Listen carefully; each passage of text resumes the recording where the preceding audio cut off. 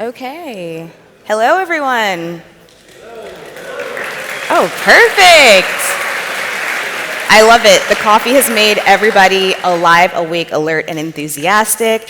I'm so happy to be here today and so happy to be in Spain for the first time. Thank you, React Alicante, for having me. It has been absolutely beautiful so far.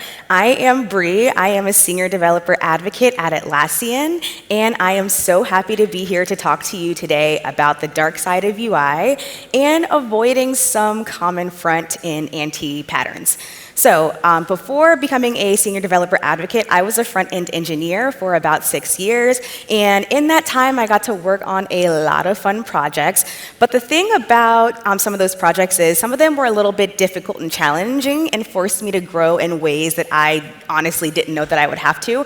But the thing about a hard job, you will either leave having way better best practices and strategies than you did before, or at least you'll leave knowing how not to do something. Now, these things that I'm going to talk about today are some of the things that sometimes still haunt me in my nightmares, and maybe I am a little ashamed that I did, and I'm here sharing them with you today so that they don't have to haunt you like they haunt me. So, we've all gotten this ticket before, right? There's no error message, there's no crash log, it's just that the user feels like something is wrong. You try to blame the network, you blame the API, or maybe you blame a third-party library because it is literally everybody else's fault but yours. It's never our fault. But the deeper you look, unfortunately, you find that the problem isn't coming from outside. Unfortunately, this time, the call is coming from inside the house. So those real performance killers that we see sometimes, or the maintenance nightmares, those aren't always external bugs that we can sort of like blame on other teams, maybe every now and again. Sometimes they're architectural mistakes that previous versions of ourselves made. Now, the thing is, as developers, we are always working with the best information that we have, but sometimes these anti-patterns are really hiding in plain sight, and today we're gonna get to the source. So, like I said, as React developers, none of us are waking up saying, hey, you know what I'm gonna do today? Write some really unmaintainable code. I don't think any of us has really ever said that before, but a lot of times these architectural mistakes can happen for a variety of reasons. So, one of them might be you inherit a legacy code base. Has anybody gotten that where like nobody is maintaining a code base, you ask about it, and all of a sudden because you asked about it, it's yours? Absolutely hate that. The next one is sometimes scope creep kicks in, and I know that we've heard that a lot here at the conference so far about just getting started with an idea and sort of like going along with it. But for me, if anybody's like me, you have an idea and it starts out at ground zero, and then you keep saying, but what if I can do this, and what if I can do this? And that scope creep kicks in, and then you have a heap of code. Or something that is more common today, a lot of us vibe code a little bit too hard, and then we get to a place where we are left picking up the pieces. So today we are going to follow the life cycle of what could be considered a very small or simple feature, and we will see how even with the best of intentions, how it can actually spin into an architectural mistake if we are not very careful about it. So the feature that we're going to be doing today, or walking through a series of pull requests for, is a simple list of user cards that can be filtered by status and by name. You're probably saying, great, easy, 1 point, done in a day. Let's see. So, we've answered the call that was unfortunately coming from inside of the house. It was indeed our fault, and now we are here to build a simple user dashboard. So whenever I'm starting with building a new component, my question is always, where does the data come from? Because I want to build the UI like around the state itself. So just like that, our very first PR has opened, and the goal is simple. We just want to fetch user data and get it on the page. But we will see that sometimes that first ghost can appear in promises that don't feel quite solid.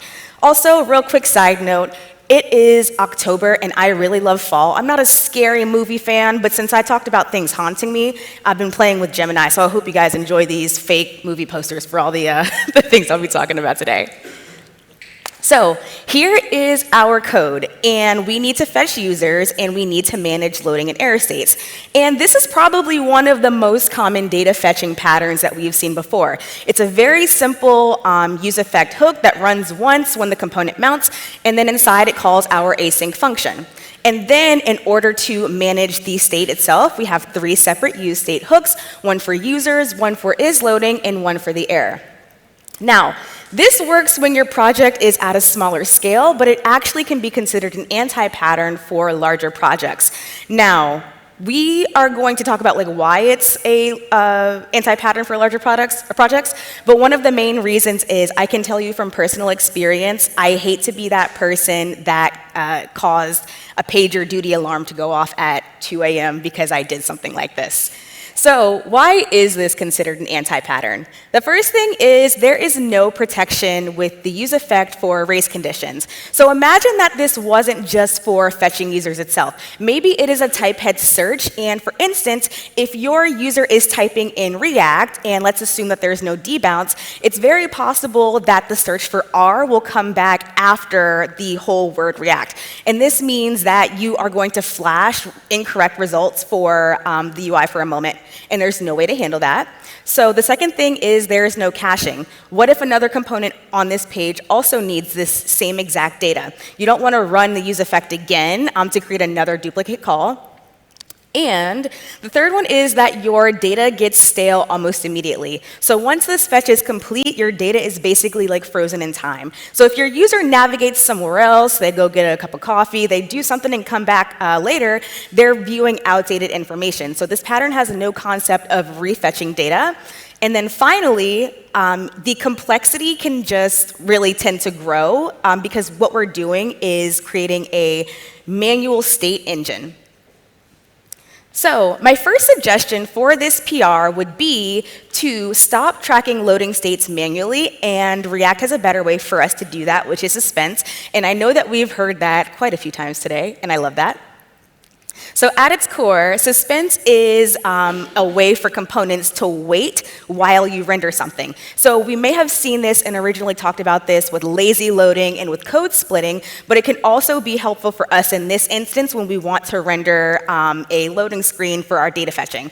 So what happens is when a component needs to throw a promise, the suspense is going to catch that in the closest tree. And then while the promise is pending, suspense will throw a fallback UI. So whether it's a loading spinner or a loading message, whatever it is, it'll show that. And then once we have our data, it will show it nicely on the page. So when we refactor this, we can see that our user list is now a lot simpler, and we don't have that odd is loading state. So then this is a really great first step, but using suspense by itself doesn't really solve a lot of our async problems. What about caching? So we can do a couple of different things here. One of my favorite things that I've been reaching for recently is TanStack Query, and it's because it is for managing server state in React. Has anybody used TanStack Query before? Perfect. I've been really, really liking it and really enjoying it. So it's not just about data fetching. Like I said, it is more of a server state management library, and it treats your data from an API as a separate category of state and basically synchronizes it with your UI.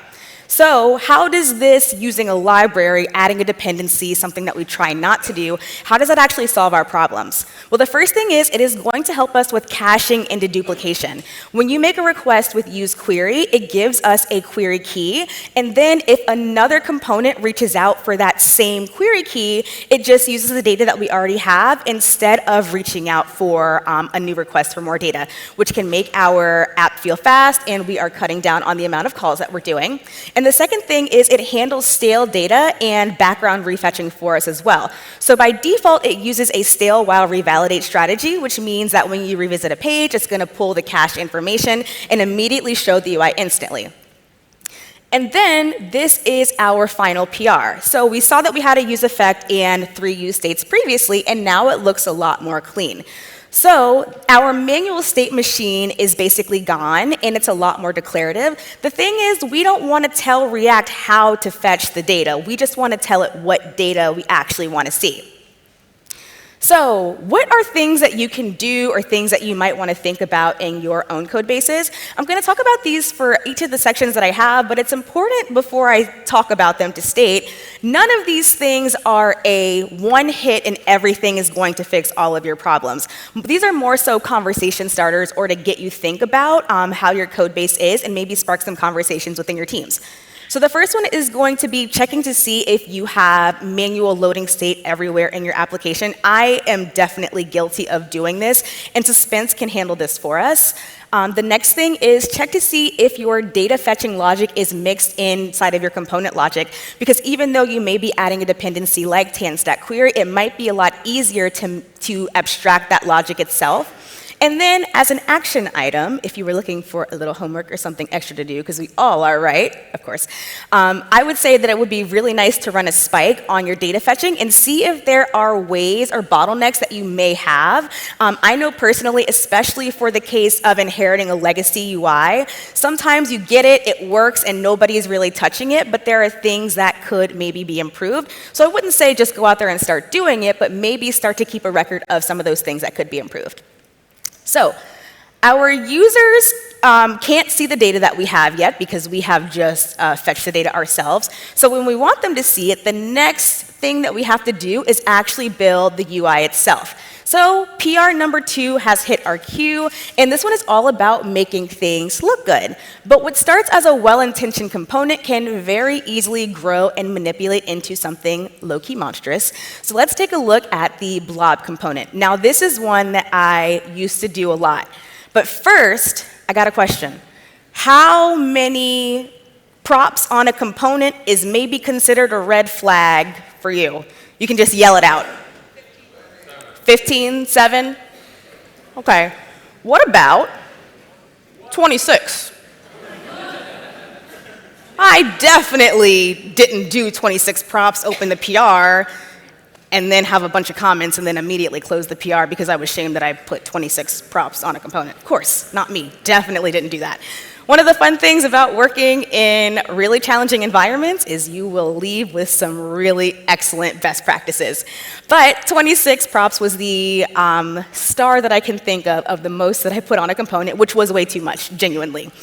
And we can see I have a genuine or regular card component. Now this might not have 26 props, but we all know that card components are usually one of the most versatile components that can tend to have a lot of props because we're thinking about layout, we're thinking about elements that are on the page, we're thinking about whether you want to show buttons or whether you want to hide buttons. And when you really think about it, that list of props can tend to be growing and everlasting. So this amount of props is a little bit tame, but creating props to handle the layout might not be the best for us. So this is a pattern having 26 props on a component that is called a God component. It is well-intentioned. We want to give developers the option to be able to configure it however they want to, but when we do this, what we're really doing is adding a lot of extra load and also adding a lot of conditional rendering logic that we have to have in our components, which makes it messy. So we don't love it because the first thing is the API is very inflexible and rigid. What happens when a designer comes to you and they say, hey, we want to add this new different variation, can we do it? Sometimes the answer is no, because that means you're going to have to add a new prop and then additionally add extra JSX for the rendering. The second thing is, it can have a high risk of regression. When you are consistently adding a bunch of new props and adding new variations and adding conditional logic to render, you risk breaking components that are already live when you do so. And the third thing is, it is just hard to use. I thought I was being nice by giving everybody those 26 different options, but what I was really doing was making them think about all of the different prop variations, making them think about which props can work together, which ones don't work together, and none of us like to have that extra mental load or weight as a developer.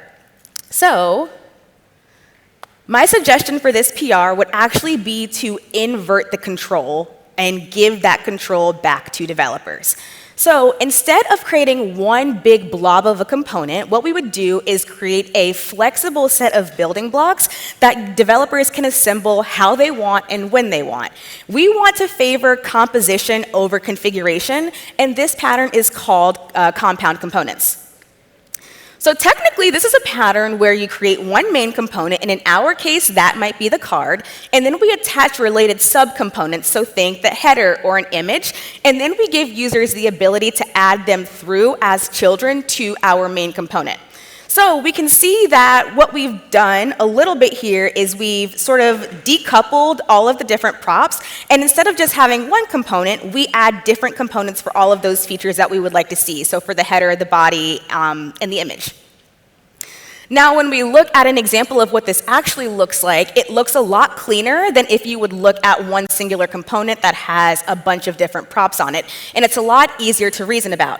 The other thing that's really good here is if down the line you as a developer decide that you need the card to look a little bit different, it's going to be a lot easier for you to go through and make those changes to the layout or the UI in this manner versus the more rigid manner that we had before. So how can you spot this in your code bases? The really easy part is to just go through and look and see if you had an ideal state of your component in its use.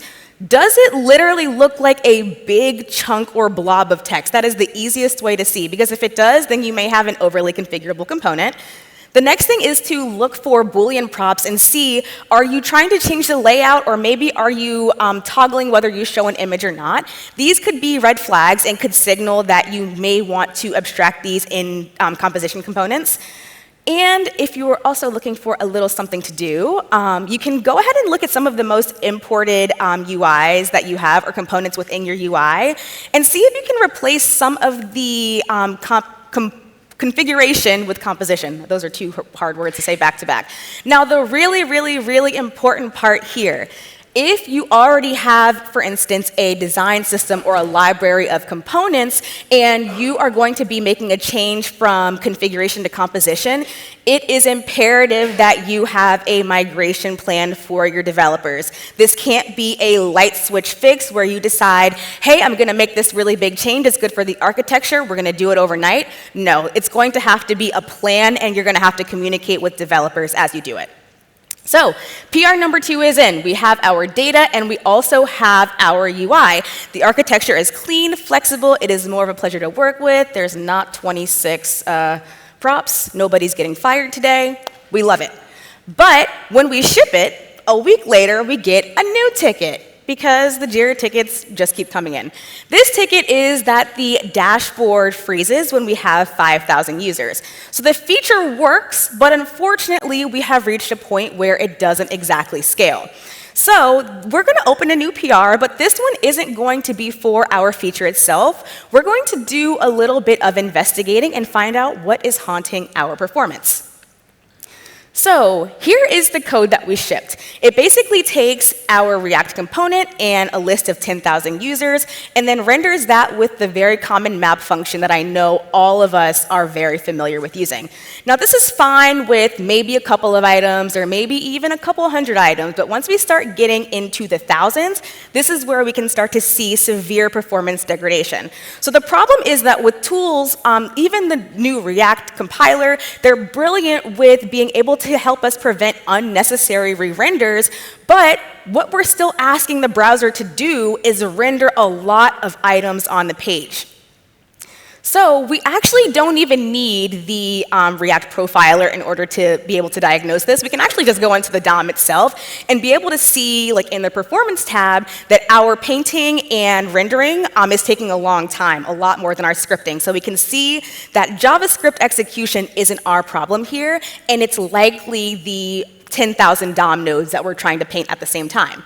So how do we fix this? My solution or my suggestion for this PR would be to start thinking about virtualization. Now, this is a core technique where we're only rendering items that are visible to the user within a scrollable area.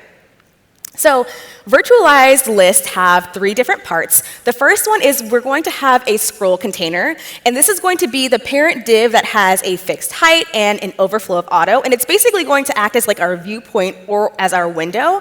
And then we're also going to have a ref on the element, so our virtualization library, which we'll talk about in a couple seconds, will actually track the scroll position.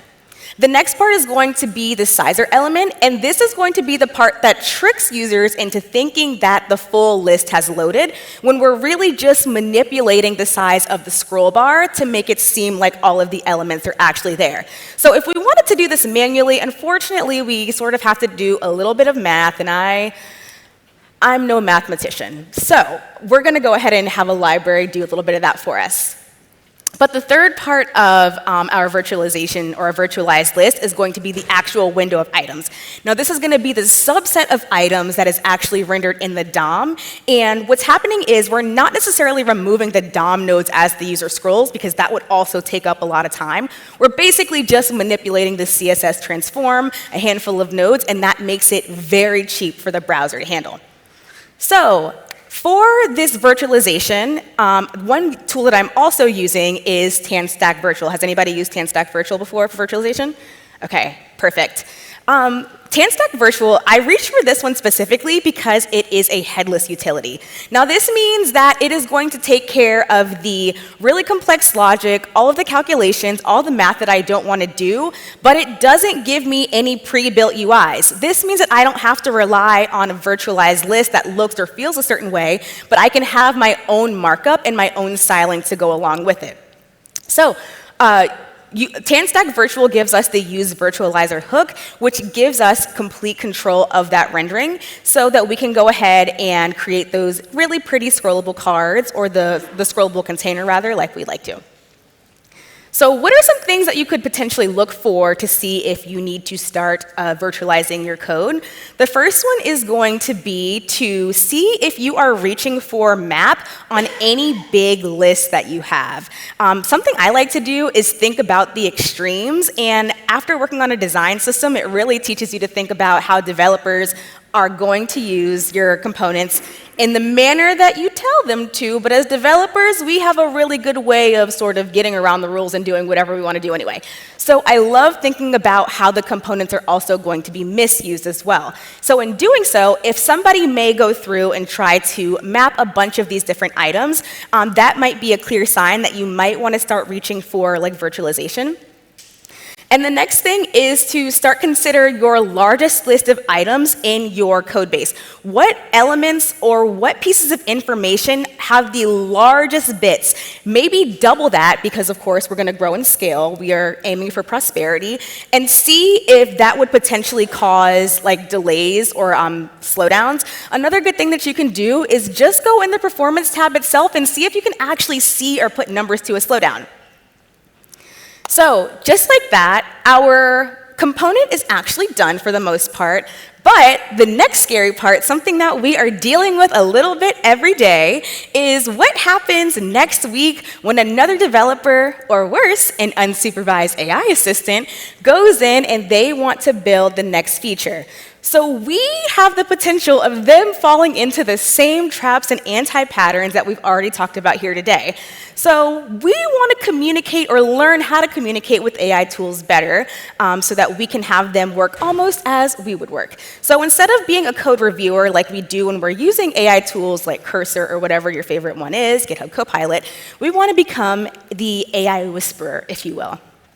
So this isn't an anti-pattern necessarily about our code itself, it's more so about our process. And I will tell you that I am guilty of doing this. We treat AI like a black box sometime, or almost like it can read our minds. We'll say, hey, I want to do this card component, and we literally expect it to just know exactly what we want. But in reality, we know that that's not what happens. So these models were trained on a lot of code out there, and as we know, a lot of code out there uses a lot of anti-patterns, both the ones that we've talked about here today, ones that we haven't talked about as well, or just code that doesn't necessarily use the best practices. So without rules or without guidance, our AI tool may not think about things like we do. So the solution for this is to be a little bit more proactive instead of being reactive. And that starts before we even get to prompting. So most of us know at this point that a lot of times your prompt is what is going to dictate what you get back. But even before we get to a prompt, we can do things like set up rules or guides for ourselves. So Cursor is usually the one that I reach for, and what we can do is generate Cursor rules for ourselves to provide context to all of our prompts and say, these are the guidelines that I want my project to go by. Before you start generating code, think about all these things and then move on and do your thing. So for instance, if I wanted to generate a Cursor rules file based on the things that we've talked about here today, the first one might be to use the use the use query hook from TanStack query with suspense instead of ever using use fetch to fetch data. We might want to talk about component design, where we talk about going with composition over configuration and talking about building out those separate components versus putting everything on one component. And for performance, we might want to say to whenever we want to render a list, use a virtualized list. That one might be a little bit heavy-handed, but you get the concept of what you're able to do. So, if you're not sure where to start, this is a repo by Patrick.js that has been very helpful to me, and there is a ton of cursor rules that you can go through and look at depending on whatever your stack is, and that way sort of like build out your own cursor rules for whatever technologies that you're working on. So if you don't have a rules file or you're like looking for somewhere to start, this is a really great resource. And the second tactic, like I alluded to a little earlier, is going to be better prompting. So we know that the quality of our output is directly proportional to the quality of our input. I like the way that sounds, but it sounds a little bit mathy. Good prompt, good-ish code. Bad prompt, bad code. That's basically what it all boils down to. And we have to know that AI can't read our mind. So when we're thinking about how we're going to create our prompts, sometimes we have to step into a little bit of a PM role. And I know that we don't always like to do that, but I will tell you that actually thinking about the scope of the project or the feature that I want to do has made me a better developer because it stops me from thinking about just right now, right here in the moment. And it makes me think a couple more steps forward. So when we're thinking about generating a prompt, we might want to think about like actually writing down the requirements, almost like a PRD or a product requirements document. What are things that you definitely would need to know or concretely would want to happen within your feature, or things that you definitely don't want to happen? Actually write them down and put them in a markdown doc and supply that to your prompt for extra context. It might take a little bit more time, but I promise you the better prompt and more context is going to save you a lot of time in refactoring. The takeaway here is to be specific and to use context. These rules are the tools are super helpful, but they're only as good as the information that we're providing them.